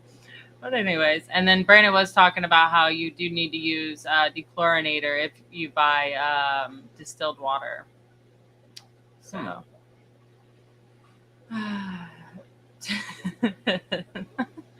Sorry. A lot of people were making fun of they're gonna go buy everyone's domain names that are in chat. That's what Crip's gonna do now. How dare you, Crip. Robert Solomon with a $5 super chat has been cycling a tank for about 10 weeks now using 80A Amazonia. 2 nitrates are 60. Everything else is fine. Any suggestion for the nitrates for Pinto tank? All right. So, what kind of beneficial bacteria are you using? Is it a powder or a liquid? What kind are you using? How often are you dosing it? Are you feeding it with anything? I was talking with Carbon about the ADA as well. So there is an issue with the Amazonia, the second version. Pretty much there's an issue with all of the Amazonia now, because even if you get one of the OG bags, the original batch from the original source, it isn't going to be viable or nearly as good as it once was. So what basically happened was Amano had passed away. The business, I think, got resold to somebody else. They lost rights to where they were able to get the soil from originally, and the quality, the refining, and everything like that has gone down. Sadly, it still leaches a bunch of ammonia, but doesn't hold up very well. It's not very stable with the pH and stuff like that. So Carbon, recently posted that he was going to try and fast cycle his tank, or if he should let it run for 30 days. He's just taking it as a precaution. And even though the tanks are fresh and only 3 or 4 months old, might be better off swapping that out for Brightwell, or there's a couple other soils that are a little bit more tried and true, like the Landon or the UNS substrate, the control soil, that might not break down, turn to mud, and be as finicky with the ammonia and cycling issues that the ADA has. It's just sad that you get all the bad things that the original substrate had on top of now it breaks down and turns to mud. So it's a really good product that just doesn't hold up to its name anymore. Thank you so much for the $5. My wind is... I was on a question and then lost it. So Benjamin Peters did say there was at least a dozen crashes on I-10 eastbound Saturday leaving Aquafest. That's insane. Like that was Saturday. That's Saturday. So. And so like, what is wrong? The drivers were awful there. I was like, what are you guys doing? Like, I went the speed limit, so I was Like, maybe the roads are just still wet. no, there was just too many people that like are doing under the speed limit, which is like unheard of. I don't know if your cops are just awful in Mississippi, because like I've never, like in Florida, if you're in the left lane and you're doing the speed limit, you're going to get honked at or cut off or like try to be run off the road, because it's rude and disrespectful, because like, you know, left lane is for the fast people, right? You move right for slow, you know, like, and it's the same in the same state in Mississippi. So I don't understand why there's people going under the speed limit in the left lane. It was driving me crazy. So that's probably why a lot of crashes happen. But yeah, Stephen B said Louisiana is crashy. I did not hit anything. Not this time. I wouldn't be lying. There was sparks. Grant definitely saw the sparks in the trailer. Yeah, it went rim to road real quick. Yeah, and he had to pull over, and then we pulled over to make sure that it didn't damage any of our car, because I'm already having bad luck with this car. I haven't had crazy things like this happen to me. I've never like hit an animal ever in any other car till this one, and then I get hit with a tire too. It's a bad luck car. Good gas mileage though, and it fits everything. Yeah. When somebody saw everything that we had at our table, they're like, "Oh man, you guys had a big truck or van to fit all this," and we're like, "Yeah, a little SUV." They're like, "Really?" Shelby's really good at Tetris. I might be better, but I let her think she's better. We're gonna have to battle. We're gonna battle on We're doing Tetris battle. They don't even have that anymore on Facebook. Real life Tetris, okay? Nathan says, I don't know how these guys keep up with shipping. I can't even get the packed. Yeah, sometimes it's just so you get so used to it. Like at first, when we started getting like 10 packages in a day, I remember looking at Greg going, "We're not gonna get these done," and like we had like till 5 o'clock in the afternoon to get it done, and I was like stressing. So the more you do it, the more efficient you'll start to think. The more like I have the box organized for which bags and which sizes. Now we know exactly which way to do it, which way to bag it up, rubber band, and how much is going to fit in one box. Oh, we should start from the beginning. So Shelby writes out all of the orders, prints out all of the labels, and gets everything written out. So that way I just grab the specimen container. It's already got written out. I need to catch this many of this. I take all the caridina, all the isopods, all the moss and plants. Not all the caridina, but Shelby's got her tangerine tigers, okay? And then Yellow King Kong she'll handle she'll do all the packages if I'm not there and I go to golf. But generally speaking, besides the tangerine tigers, I take care of all caridina, plants, snails. You do snails outside too, so those kind of get split up differently and stuff like that. Everything's pretty much 50-50, depending on the day. And then I'll go in and go behind her. She does all the purging and mesh in the containers. I bag all of the bags. She'll usually help me bag a few bags because I'm slow on that. But then she goes through and rubber bands everything behind me as well. And then I'll roll everything up in the newspaper. She stuffs it into the box, tapes it up, slaps the label on it, and on we go. So it's super efficient. We got Jaden helps us with the newspaper and lays that all out. So it's ready for us to just wrap it up and go like a Subway crew. And then Layla will stuff some of the boxes with the ads and stuff like that, as well as cut up the labels for us. So it's a family effort. And as far as the shipping cost, so that's some things I see people, you always need to charge shipping. If someone isn't willing to pay for shipping, it's not really worth your time because it does cost a lot for shipping. So, but we usually use USPS, which is it's only like $14 to $15 per box for the medium flat rate.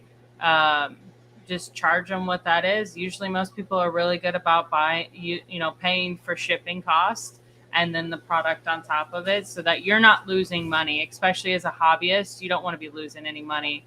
But Want to do a giveaway? Sure. And so that just threw me off so much. But PayPal, you could go through PayPal and make shipping labels. So it makes it a lot easier to do the flat rate boxes. And most things survive the 3 to 4 days it's in shipping. And I'm not talking about just shrimp. We ship fish that way as well, and they do survive. If you feel more comfortable, FedEx is pretty good. But going through PayPal and ShipStation, which used to be its own entity, now it's with PayPal, it does give you a cheaper label option for shipping some of those fish out in those specific boxes. But most people will pay for the shipping, so you don't have to worry about that cost there. All right, so we have some leftover moss from Aquafest. I've got some anchor moss, some mini Christmas moss, peacock, and well, it's not really a moss. It is a liverwort, but it is solacitang. We've got a few extra cups of these. I can ship this out to you guys tomorrow. Hashtag Moss. Hashtag moss. And I'll pull the winner here in like 5 minutes. It's going to be a quick giveaway. So for all y'all that stuck with it to the end, we got a little giveaway for you all to enjoy. Let's just go over the mosses real quick. Like I said, this is a liverwort. It's kind of like a cross between an algae, a moss, and like a biofilm. It grows relatively like an algae. Any razor or hydrogen peroxide will kill this. However, just doing water changes and keeping regular maintenance, it grows just like a moss does. Then we got peacock.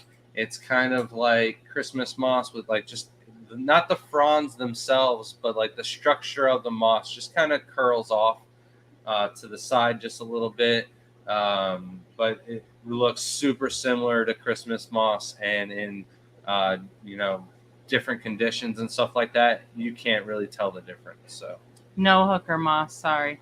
Oh. Carbon said at Aquashella Dallas, trying to decide if I should just stay Saturday night and Sunday night, or just say Saturday. Is there any reason to stay at the shows to the end, or does anything go on after the end? So here's my little secret for the shows. If you're an aquarium hoarder or just a connoisseur of different, plants and stuff that happen at the show, tanks, all of the equipment, most of these shows, the vendors at them, they don't want to bring anything home. So if you go on a Sunday, the last hour of the show, and go around, hey, what do you got left? What can you do for me?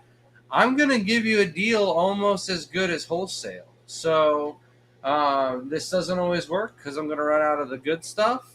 So, figure out what's low on the tables and stuff like that. Buy that early on Sunday or buy that early Saturday to make sure you get a hold of the rare stuff and whatnot. But if you're looking for deals on really big tanks or stuff like that, you got to stay until Sunday at the end of the show.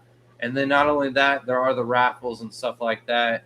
I've got a lot of friends that have won, some of the good raffles at these shows, and they didn't really put too much raffle tickets into them. So it's definitely worth staying till the end. And then, it's just a good time usually throughout the entire show. You stop halfway through, go have some lunch, come back. You might walk around the show and see something you never saw. So, yep. Or it's something you missed, I mean. Yeah, there's not much that goes on Sunday night. Usually people go out to dinner or something like that. So probably find us and we can go out to dinner or something if it's going to make it worth the time. But Sunday's mainly just for them deals. Most of the people are heading home Sunday night. We try to do like a big dinner Saturday night. But Eric Wyrock's just going to go home without saying hi or bye to anybody and not come out to dinner. But it's all good. We had Mississippi Hippie, so I'm not gonna say it was just as nice, but it was and just Jess. as nice. Mississippi Hippie was. Yeah. Jess and Joe and the puppers. Can't forget the puppers. The pizza was really good too. Koro said, "Do you think you'll You'll do distilled RO tests with your upcoming substrate tier list video, how much substrate changes, pH or GH, etc. So they're going to be split. Like the water testing will probably be a video on its own. I don't like to make videos too long because people don't seem to have the attention span to sit and watch them, especially the way we watch videos nowadays with shorts and TikToks. Most people don't watch full videos like that. So like to make it short and simple, like to do test that, and then the substrate will be its own thing, just dedicated to substrate, what they test at, how long it takes to take those to cycle, which ones did better, and which ones have overall still worked after a year. Hashtag Moss, if you haven't done it already, we're going to pull that here very, very soon. Just a quick update, though, on Jaden's room. Her dad has done a spectacular job.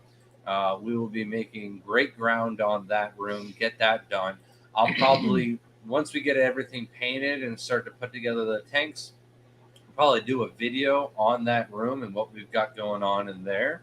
And then we're going to try and knock out, maybe one video that I do, one video that Shelby does, and try and do like 2 videos a month until we get Shelby out of her job, and then we can start stacking videos on top of each other and getting them out regularly. But we hope to get there. Jeremiah said left lane people got ticket money. No, we don't. I got my ticket in Tennessee, and that was awful. It did not help.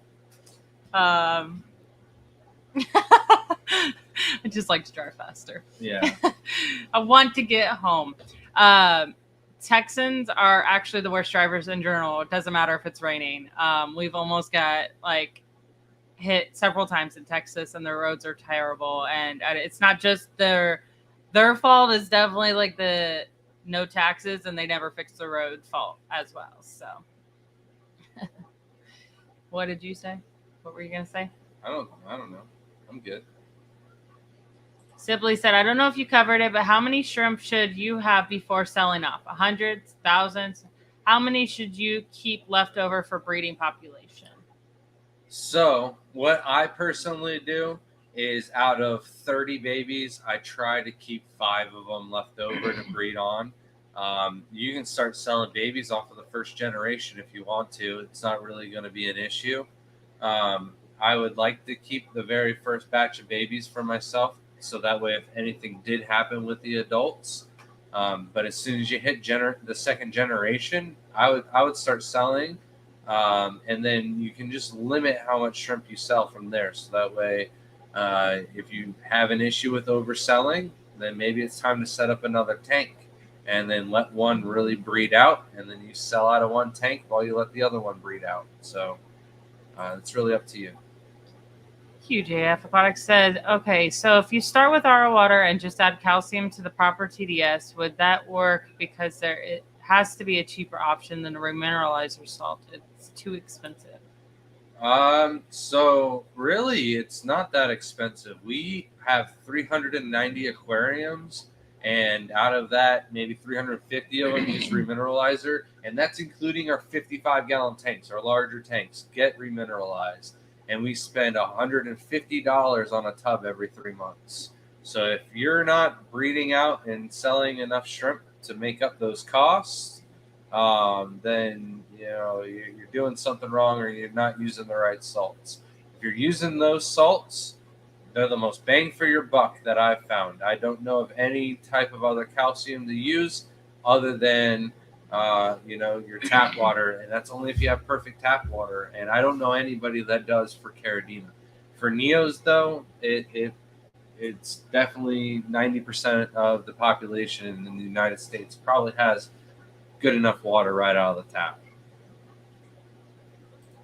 Benjamin said, how much do the kids get paid to help? Way more than I get paid. Way more.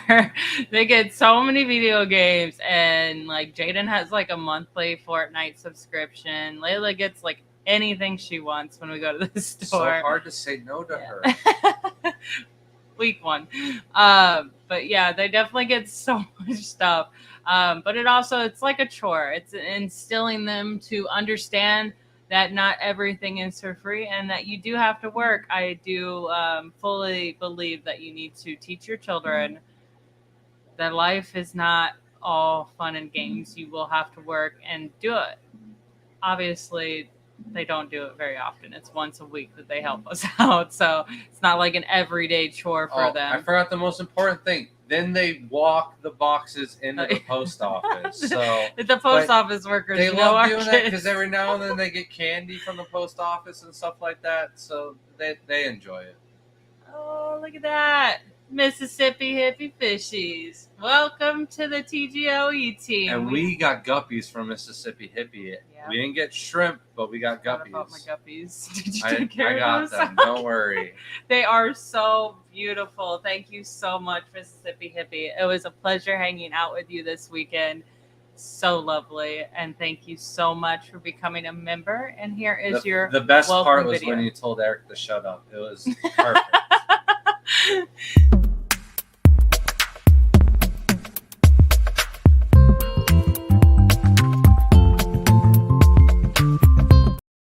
She's such a soft-spoken person, and I couldn't Eric see was, that. That's so funny. Eric wasn't, it was deserving. He earned it, and Mississippi was like, "Shut up." It was perfect. The funniest thing all night. It was on point. That is great. And I got her all of the styrofoams for her, and didn't let those go to waste. We got those recycled, upgraded her boxes. So. All right, let's get this giveaway done. Let me just answer this real quick. It says some of us appreciate the extended content.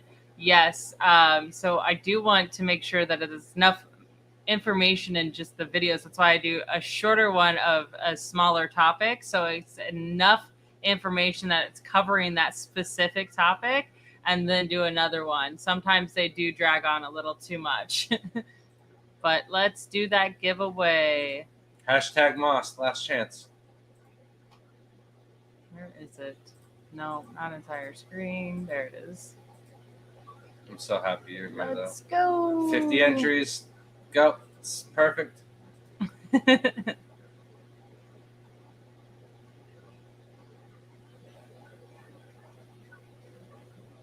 Congratulations, Clear Box Swimmers. We both jumped up at the exact same time. It's perfect. Little All right. rabbits. Make sure you email us at thegardenofeater@gmail.com. And let us know your address so I could get that shipped out as well. And then also include your full name, not just Clear Box Swimmers.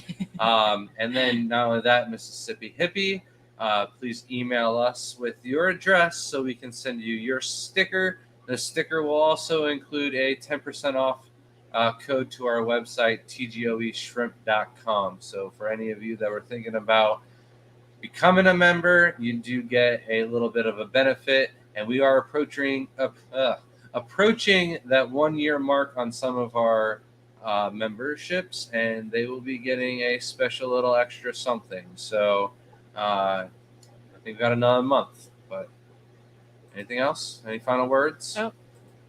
Yeah, there was. I was trying to get it up. I just had it up. Yeah, you had Flipping it up. tables.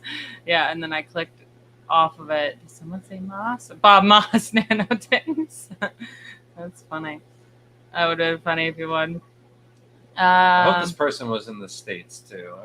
We forget this every time, Shelby. They should be. I think they are. I just because Bob is. Where did it go? Canada. Oh goodness, I feel so bad. You don't know what the question was? No, I already either? forgot. Oh man, that's a topic. Well, there's one. Saying thank you guys for the sticker. It looks awesome. Caradina Neo genetic chart poster win. I would definitely buy it. We just never have time to do something like that. It would be something that like Grant should go through one day and just write it out. And then like me and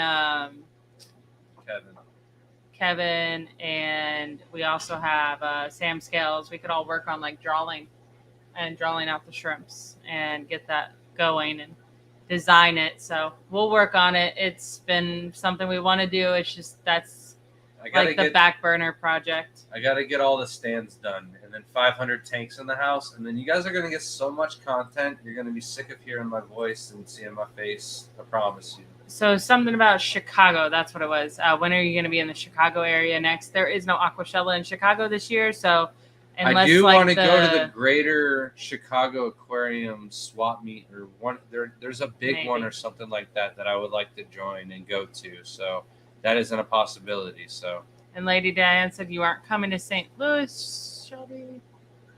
yeah, you are. Yeah, you are. When is that? That's when we're gonna see her. Yeah, I'll always be we'll with have Brad. the whole family. We're one and the same entity, okay? We'll bring the kids for that. I plan For on sure. going to visit my buddy Josh and doing some collecting and letting them explore the creeks and stuff like that in South Missouri. So, Well, yes. Thank I'll you, have Shelby, everyone, too. for joining us. We got to get going. Thank you so much, and for all the super chat and joining us tonight. And I'm repeating myself now. Have a good night. Later, Thank you. everyone. Thank you.